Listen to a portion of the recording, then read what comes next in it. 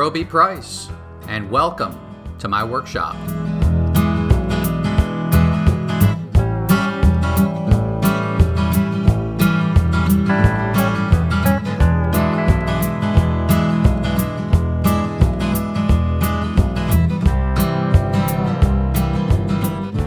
Well, I'm just back from Decatur. Got some PVC pipe in the back. 6-inch thin wall. Perfect for dust collection. Very, very hard to find. Let's get that inside. I got dust collection, pipe racks, and electrical to run. And nothing happens out here. I'll see you there. Tools, jigs, and accessories for the shop.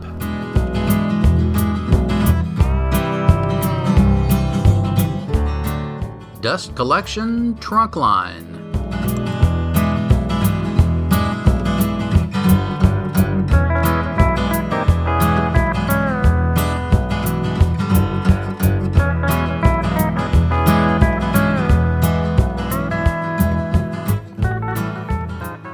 That's the last one out of the truck. This is my 6-inch pipe.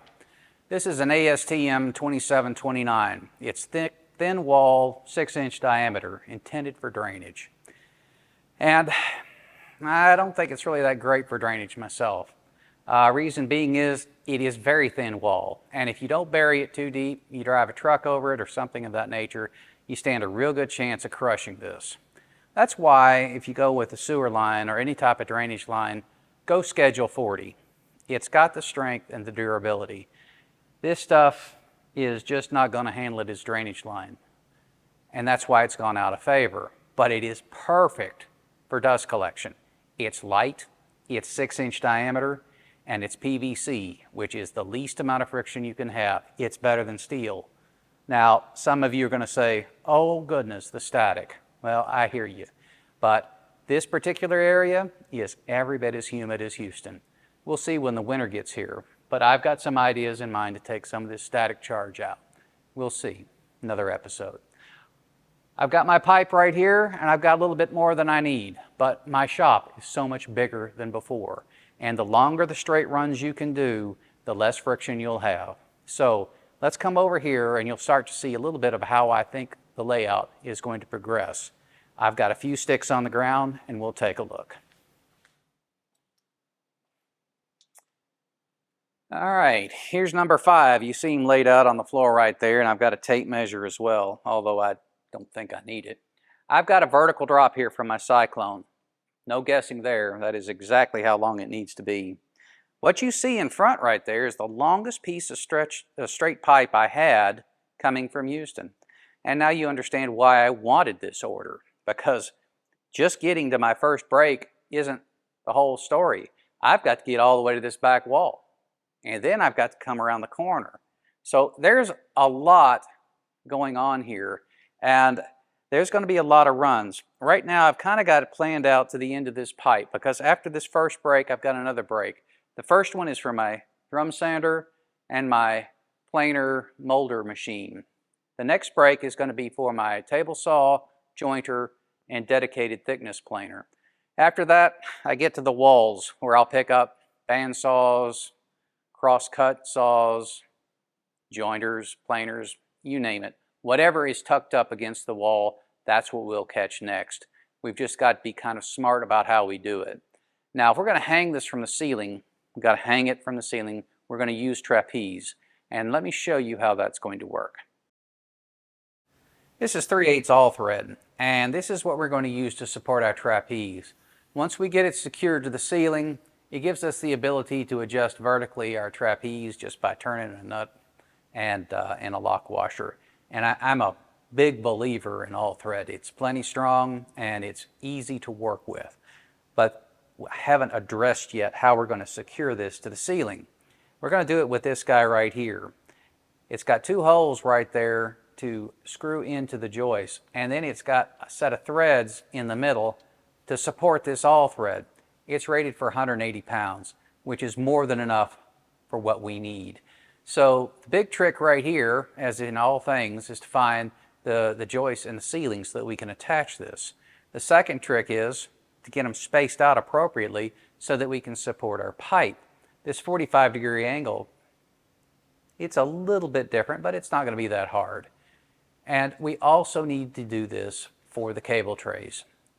So I think I've been talking enough. Let's start getting something done. I'm ready to hang up some of these things and get that first stretch pipe supported so we can start to figure out where my tools go. My shop is a little ahead of my office, not by much. It's a mess in here, but I still have to work. We've got our pipe coming through at 45 degrees to our trapeze, and our trapeze orientation is dictated by the joist. So we've got to take that 6-inch, 6¼ inch diameter circle that forms the outside of our pipe, and we've got to project that at 45 degrees. Now, that's what I've got right here. I have taken a circle and then I've projected it at 45 degrees and I've graphed it. Now, from there you put it to the printer, but you got to worry about the scale a bit, and it takes a few times, but eventually you'll get the scale set up to about 1 inch equal 1 inch, and you can use this. So I've printed out a bunch of these. Let's head back over to my workbench and let me show you how I'm going to use these in order to cup and secure my pipe on my trapeze. I've already cut one here. I'm going to cut the other one. We'll cut this to 1½ inches, which is right there. And these grid lines, if you'll leave those on there, they will help you get a good cut.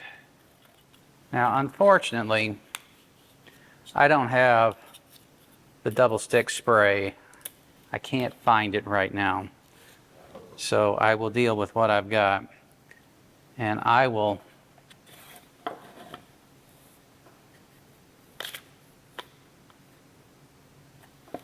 get it pretty much even with that edge. And if I get the first one, that'll kind of keep it in place. I'll put one right there. Doesn't have to be perfect, just enough to hold it in place.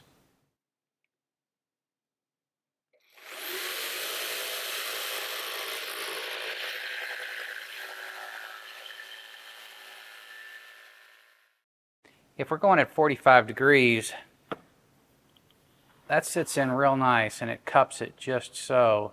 Additionally, if we're at an angle like this, we can take this one, raise him up just a bit, and we have control.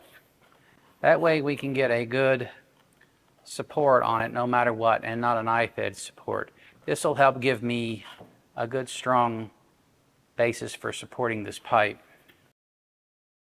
This is a jig that will help me locate the center of my supports in the ceiling based on where I want my dust collection pipe to be.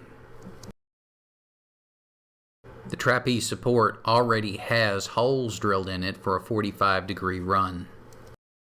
I'll mark the center, and that will tell me where I need to put my vertical drop.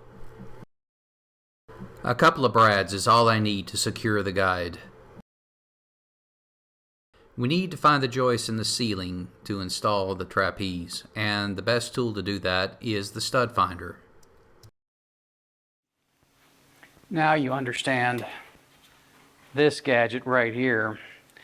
What this is going to do is it's going to allow me to line up, and where this lines up with that and this touches that, that should be where I am. Now this one right here was the one that I made first, and it goes right through the middle of that. So we had to make another one right about here. So we'll take this, assuming that, and this is not scientific, by the way, this is a kind of a guesstimate.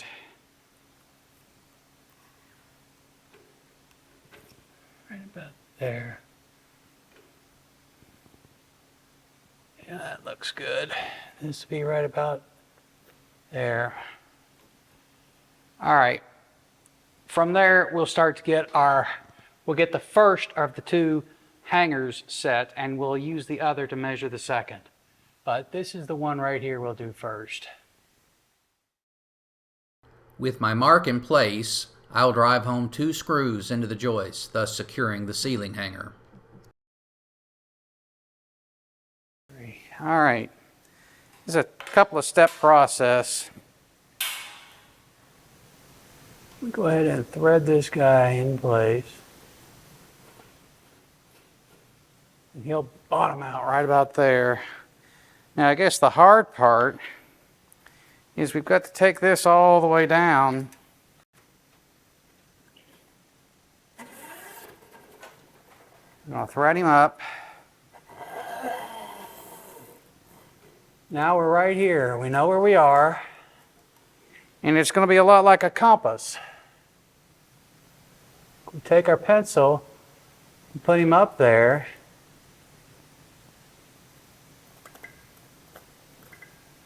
And now we know where he is over here. With both hangers in place, we'll temporarily set the trapeze at the appropriate height. It's a guesstimate at this point, and we'll secure those with a couple of spring clamps. As you can see, this is what I had in mind when I did this. Is it perfect? No, but it's not finished yet either. I don't have my elliptical supports in there yet. That'll help straighten a lot of this out and bring these trapeze supports back into line. In addition, note the angle, roughly about 10 degrees. I've just gotten back from the miter saw, and this thing is so big, these fittings, I can't get all the way through them. But I could get a start, about halfway, and that's all I needed to do to finish up with my handheld crosscut saw. And I've been spending a little bit of time at the workbench sanding this smooth. Now what's going to happen here, I'm going to take PVC glue and I'm going to weld this. I'm going to weld this right about there. Now that is a 10-degree cut. And what that's going to do is it's going to take this angle and it's going to flatten it out against the ceiling. And that's going to be good. But I have a transition that's coming down here first. And that transition is going to be a bit high. So we're going to take the other side of this to get that transition coming down straight. And that is the transition that comes down to the drum sander and my planer molder machine. So the next step in this process is I think I'm going to put one more trapeze in, but before I can do that, I've only got 4 pieces of all thread. I've got to cut these off to height, and then I can reuse the other pieces for the other trapeze. I think 3 is all I need for trapeze, and then we will start the pipe racks or the cable trays. We've got one of the 2 trapeze off, and I'm going to hit this with a friction saw.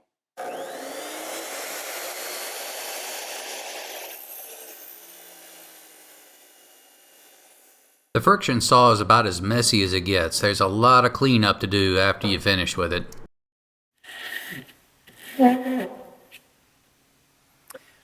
I've made a pencil mark around the edge here, and I've got a little bit left here I'm trying to clean up. I want as flat an edge as possible right here. Now this isn't a problem on my 4-inch pipe that I use for transitions to the equipment. It's a serious problem on this because I can't cut this on my compound miter saw. It's just too large. Typically I just cut it with a hacksaw. And when you have a fit like that, it's not an issue. But this is a fit like this, and I don't want any leaks. So we'll take the time to rub him down, and that will ensure no leaks, clean fit, and then we'll buff out the inside to help reduce the amount of friction.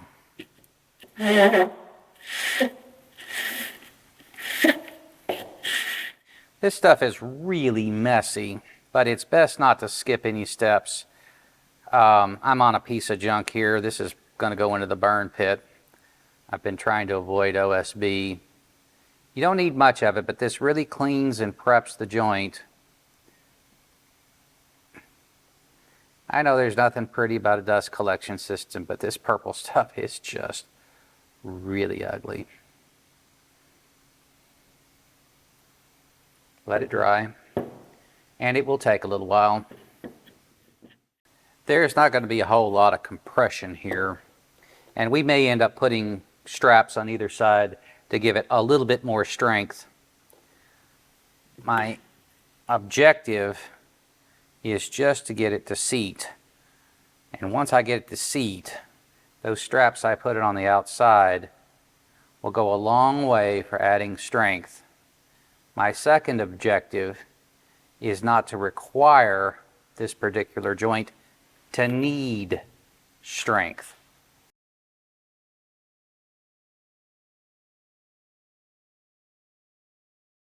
Now, if you've used this before, the manufacturer recommends putting it on the joint and giving it a quarter turn. We are probably not going to get much of a turn. Then that's why. But all that, if we can just get it to seat, and it is a pain. I'm trying not to get my fingers on it, but I think I'm going to, just to make sure that we're lined up. Just so. I will wipe these off with a solvent as soon as I get this to tack.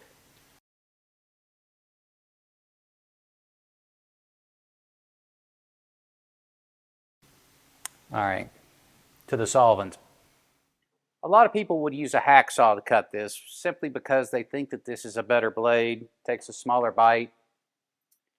I prefer to use this for a couple of reasons. Crosscut saw, it's still a very fine tooth, but the flat of this blade is so large, it will keep it square going down, and you can get a much, much squarer cut with this blade than you can with a hacksaw.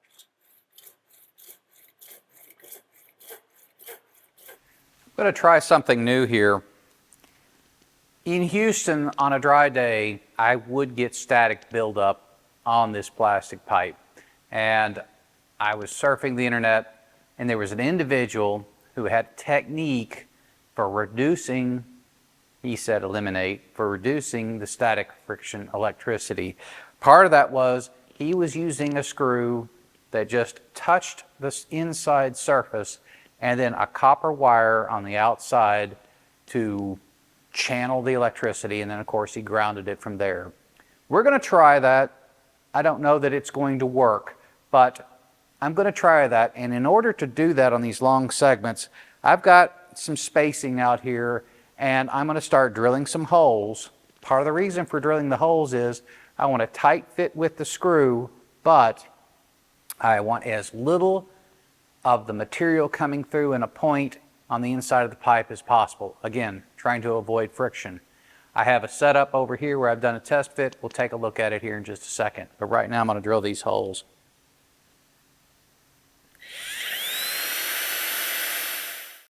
This is just bare copper wire, and it is going to be a pain to work with. I can tell already. I'm not liking this at all. So we'll unwrap a little bit of this and put this over here. My intent is to wrap around the screw that I've placed and then just wrap around the pipe and keep going. And when I connect two pieces of pipe up together, I'll just wrap the next string around this screw right here. There's plenty of room. The wire is of sufficient thickness that it will stay put. And this is what's going to be the problem. Maybe not. We'll see. 2 wraps should be fine.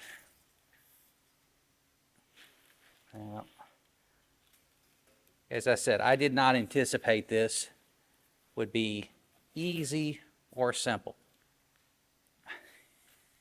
at all.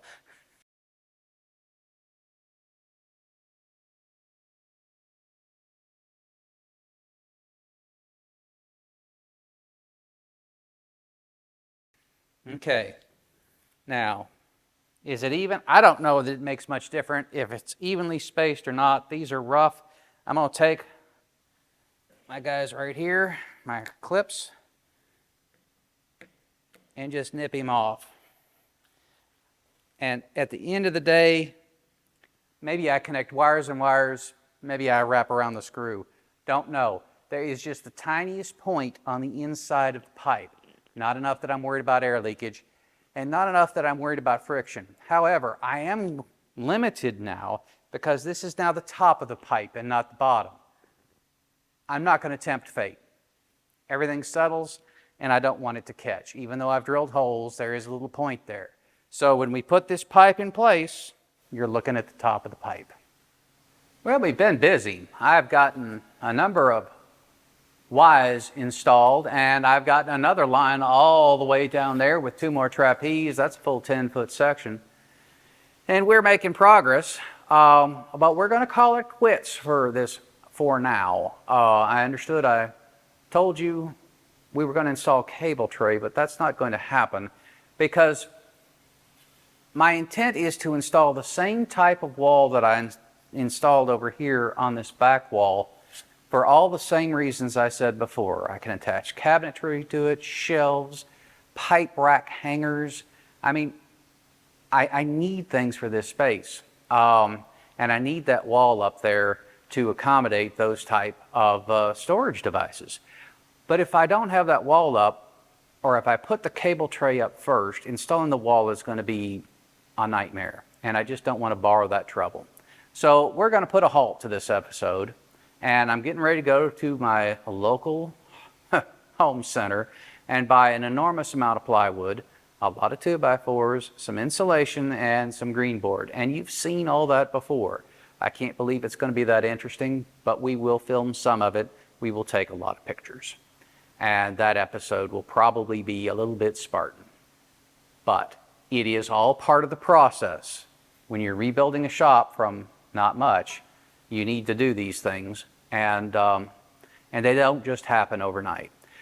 What has happened is that with this trunk line in place and with the Ys that I've put in place, it's given me an idea, enough of an idea that I'm settling in on a tool arrangement. I have a drop here, which will be good for my jointer, my table saw, and I may put a router station on the end of the table saw. I recall last time my router station was here. I think we're going to go to the other side and kind of save some space. I think that'll be important. I have my dedicated planer right here. We may push these tools that way, and I may bring him in. We'll see. If I do, he'll be off this Y, and it'll be a drop dedicated to him. And this Y will also be a dedicated drop to my drum sander and my combination planer molder machine.